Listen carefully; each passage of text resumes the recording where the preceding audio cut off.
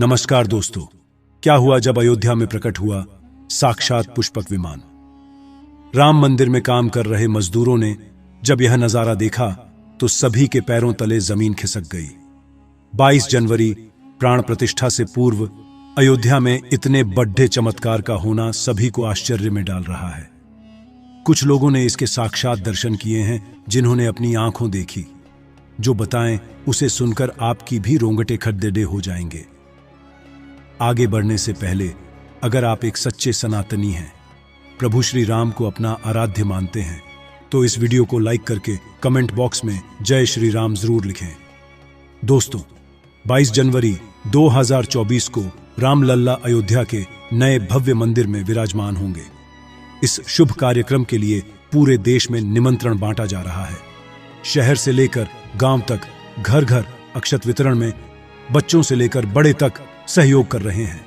यहां तक कि महिलाएं भी घर घर जाकर अक्षत और श्री राम की अयोध्या की फोटो वितरण कर रही हैं।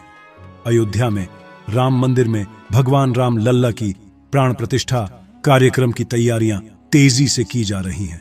इस कार्यक्रम को बेहद भव्य बनाने के लिए कोई कसर नहीं छोड़ी जा रही है। इस बीच राम मंदिर निर्माण का कार्य भी तेजी से किया जा रहा है। मंदिर निर्माण में जो लक्ष्य लिया गया था उसमें लगभग 80% कार्य हो चुका है। 70 खंभों पर मूर्तिकारी का काम चल रहा है। पिछले दिनों त्योहार की वजह से यह धीमा पड़ गया था, लेकिन अब वह भी तेज गति से पूरा हो जाएगा। निर्माण कार्य जल्द से जल्द पूरा करने के लिए सभी मजदूर रात दिन मेहनत कर रहे हैं। लेकिन 10 जनवरी की रात कुछ ऐसा चमत्कार हुआ जिसे देखकर सभी मजदूरों के होश उड़ गए। जब रात्रि के समय सब मजदूर अपना काम निपटाकर तंबू में सो रहे थे, उसी समय अचानक से उन्हें वहां कुछ हलचल महसूस हुई। सुरेश नाम के एक मजदूर ने जब तंबू से बाहर झांक कर देखा तो उसे राम मंदिर के परिसर कुछ अजीब सी पीली चमकती हुई चीज दिखाई दी। उसने अपने साथियों को जगाना चाहा, लेकिन कोई भी उसके साथ नहीं आया। जब हिम्मत करके सुरेश जब राम मंदिर परिसर में पहुंचा तो वहां का नजारा बहुत चौंकाने वाला था, क्योंकि वहां पर उसे एक बहुत ही दिव्य चमत्कारिक विमान दिखाई दिया, जिसका आकार मोर के समान था, जो दिखने में काफी सुंदर और तेज से परिपूर्ण था, जो कि राम मंदिर परिसर में पिछले क्षेत्र में उतर रहा था। लेकिन उस विमान को नियंत्रित कौन कर रहा था, यह समझ नहीं आ रहा था, क्योंकि उस विमान में इतना तेज था कि सामान्य आंखों से नहीं देखा जा सकता था।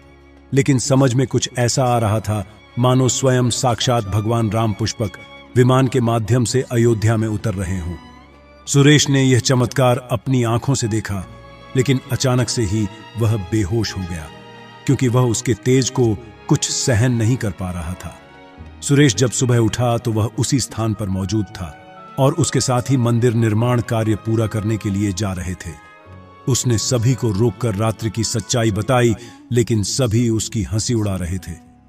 लेकिन सुरेश मन ही मन समझ चुका था कि प्रभु श्री राम अयोध्या आ चुके हैं। ये उसके लिए सौभाग्य था कि उसे इतना सुंदर दृश्य देखने को मिला, जहां शायद उसने साक्षात पुष्पक विमान के दर्शन किए थे। यानी कि प्राण प्रतिष्ठा से पहले अयोध्या प्रकट हुआ साक्षात पुष्पक विमान। दोस्तों, देश के अलग अलग हिस्सों में कई बार अजीब सी आकृति के विमान देखे गए हैं, जिनका संबंध कई बार तो एलियन के साथ जोड़कर भी देखा जाता है। यानी कि अयोध्या में उस रात्रि को मोर की आकृति का विमान देखना वास्तव में प्रभु श्री राम का ही कोई संदेश हो सकता है। लेकिन क्या यह विमान सचमुच में पुष्पक विमान है? इसकी आखिर क्या गारंटी है? इसे समझने के लिए हमें पुष्पक विमान के रहस्य को अच्छे से जानना पड़ेगा। आगे हमारे YouTube चैनल माइंडेड मैन पर आपको पुष्पक विमान का रहस्य बताएंगे, जिसे समझकर आपको यकीन होगा कि अयोध्या में पुष्पक विमान का प्रकट होना कलयुग का सबसे बड़ा चमत्कार है। रामायण पुष्पक विमान का जिक्र है, जो पहले कुबेर के पास था। इसके बाद रावण ने उसे अपने सौतेले भाई कुबेर से लंका समेत बलपूर्वक हथिया लिया था। फिर रावण इसी के जरिए कहीं भी आता जाता था। रावण को हराने के बाद यह विमान श्री राम के पास आ गया। वह जीत हासिल करने के बाद इसी विमान के कहीं जगह होते हुए अयोध्या पहुंचे थे। रावण ने इसी के जरिए पंचवटी आश्रम से सीता का हरण किया था और उन्हें उस पर बिठाकर लंका ले गया था। कहा जाता है कि पुष्पक विमान आज के विमान की तरह था।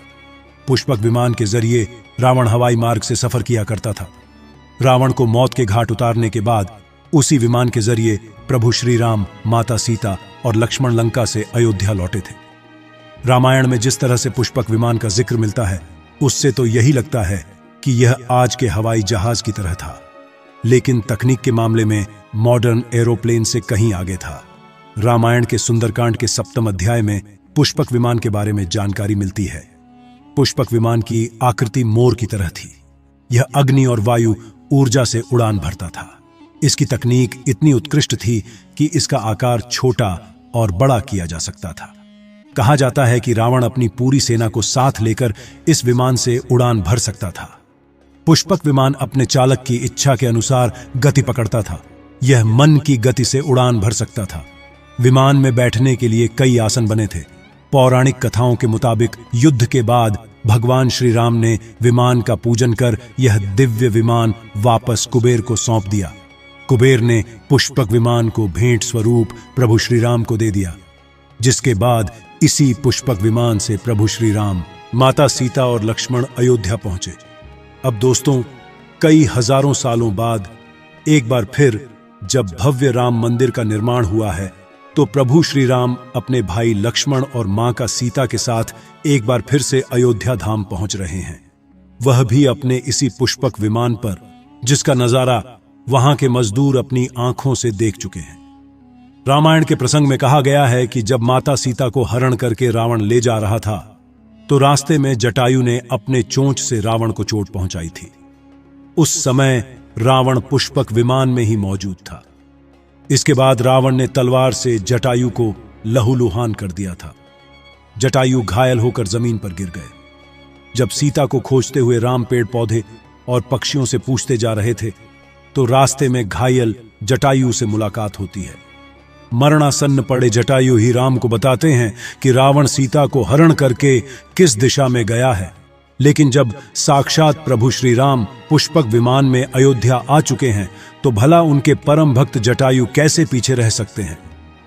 अयोध्या में राम लल्ला की प्राण प्रतिष्ठा से पहले जनपद की सीमा में गिद्धों का झुंड दिखाई दिया है। स्थानीय लोग इसे गिद्धराज जटायु से जोड़कर देख रहे हैं। वे इसे शुभ संकेत भी मान रहे हैं। मिल्कीपुर तहसील क्षेत्र के गांव धरौली में पिछले 10-1-2 दिनों से गिद्धों का झुंड वास कर रहा था। हालांकि उस गांव से गिद्ध उड़ गए हैं, लेकिन अयोध्या की सीमा में यहां वहां दिखाई दे रहे हैं। गांव वालों का कहना है कि पिछले 20 वर्षों से हम लोगों ने इलाके में गिद्ध नहीं देखे। अब जब राम मंदिर बन रहा है, तो इस गांव में लगभग 50 की संख्या में गिद्ध आकाश में दिखाई दे रहे हैं। उनमें से 10-12 गिद्ध गांव में ही सेमल के पेड़ पर वास कर रहे थे। गिद्धों के दिखने की घटना को ज्यादातर लोग राम से जोड़कर देख रहे हैं और शुभ संकेत भी मान रहे हैं। 22 जनवरी को होने वाले प्राण प्रतिष्ठा के समारोह में देश के प्रधानमंत्री नरेंद्र मोदी ने देश विदेश की कई महान हस्तियों को निमंत्रण दिया है। लेकिन आपको जानकर हैरानी होगी, नेपाल में भी कुछ विशेष लोगों को समारोह में आने का निमंत्रण दिया गया है। इसके पीछे का रहस्य जानकर आपके भी होश उड़ जाएंगे, क्योंकि नेपाल को भगवान श्री राम का ससुराल कहा जाता है। क्योंकि नेपाल एक समय पर जनकपुर धाम था, जहां के राजा थे राजा जनक, और उनकी पुत्री मां सीता वहीं पर भूमि में से प्रकट हुई थी। जनकपुर धाम, जिसे मिथिला भी कहा जाता था। मिथिला संस्कृति में यह मान्यता है कि जब बेटी का गृह प्रवेश होता है, तो उसके मायके से तोहफा और अन्य सामग्री भिजवाई जाती है।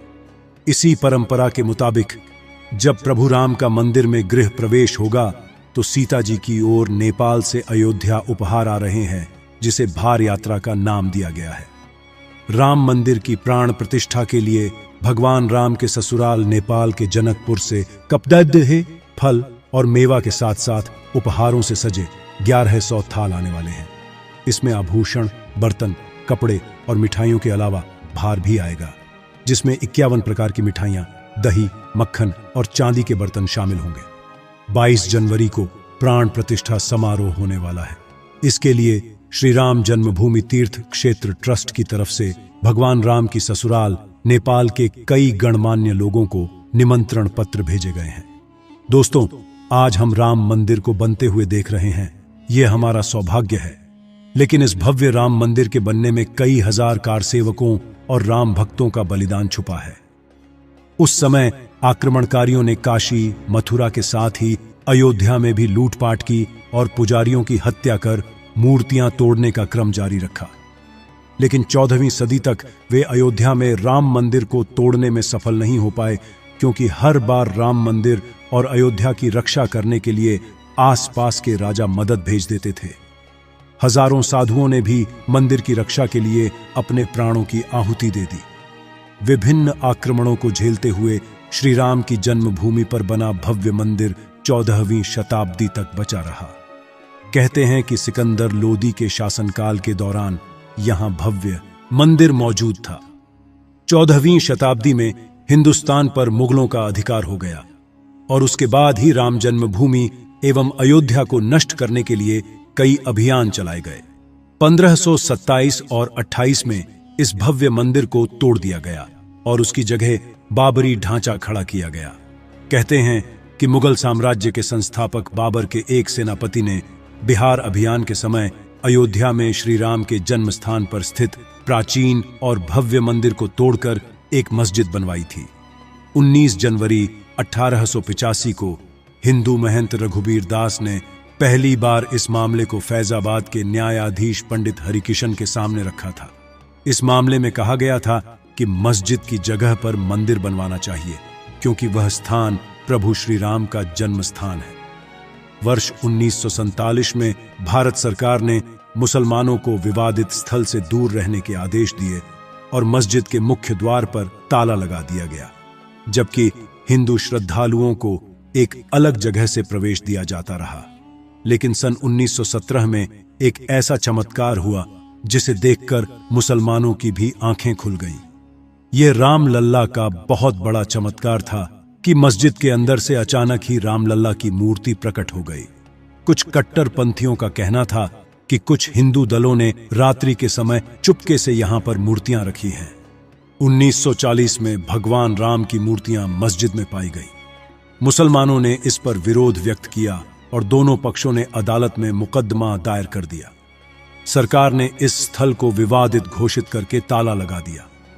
30 अक्टूबर 1990 को हजारों राम भक्तों ने मुख्यमंत्री मुलायम सिंह यादव द्वारा खड़ी की गई अनेक बाधाओं को पार कर अयोध्या में प्रवेश किया और विवादित ढांचे के ऊपर भगवा ध्वज फहरा दिया। लेकिन 2 नवंबर 1990 को मुलायम सिंह यादव ने कारसेवकों पर गोली चलाने का आदेश दिया, जिसमें सैकड़ों राम भक्तों ने अपने जीवन की आहुतियां दी। सरयू तट राम भक्तों की लाशों से भर गया था। इस नृशंस हत्याकांड के बाद अप्रैल 1991 को उत्तर प्रदेश के तत्कालीन मुख्यमंत्री मुलायम सिंह यादव को इस्तीफा देना पड़ा। उस समय कोठारी बंधुओं के बलिदान की चर्चा खूब रही। दिसंबर 1992 को जब विवादित ढांचा गिराया गया, उस समय राज्य में कल्याण सिंह की सरकार थी। उस दिन सुबह करीब 10:30 बजे हजारों लाखों की संख्या में कारसेवक पहुंचने लगे। दोपहर में 12 बजे के करीब कारसेवकों का एक बड़ा जत्था मस्जिद की दीवार पर चढ़ने लगता है। लाखों की भीड़, दास को संभालना सभी के लिए मुश्किल हो गया। दोपहर के 3:40 पर पहला गुंबद भीड़ ने तोड़ दिया और फिर 5 बजने में जब 5 मिनट का वक्त बाकी था, तब तक पूरे का पूरा विवादित ढांचा जमींदोज हो चुका था। भीड़ ने उसी जगह पूजा अर्चना की और रामशेला की स्थापना कर दी। मुख्यमंत्री कल्याण सिंह का साफ आदेश था कि कार सेवकों पर गोली नहीं चलेगी। इस महान कल्याण सिंह जी को हम शाश्वत प्रणाम करते हैं। दोस्तों, राम मंदिर को बनता हुआ देखना सौभाग्य है, लेकिन जब भी हम इसके पीछे हजारों हिंदुओं का बलिदान देखते हैं तो हमारी आंखें नम हो जाती हैं। इस पूरी वीडियो को देखने के बाद आक्रमणकारियों के लिए आपकी क्या विचार है, इसे कमेंट बॉक्स में जरूर बताइएगा। हमारे महान शहीदों के लिए आपकी श्रद्धांजलि नीचे कमेंट बॉक्स में जरूर दीजिएगा। कोई भी बात अच्छी लगी हो तो लाइक जरूर करें और हमेशा ऐसे सत्य चमत्कारी घटनाएं देखने के लिए हमारे चैनल माइंडेड मैन को सब्सक्राइब करके आप बेल आइकन को प्रेस कर लें। अभी के लिए आप सभी दर्शकों को जय श्री राम।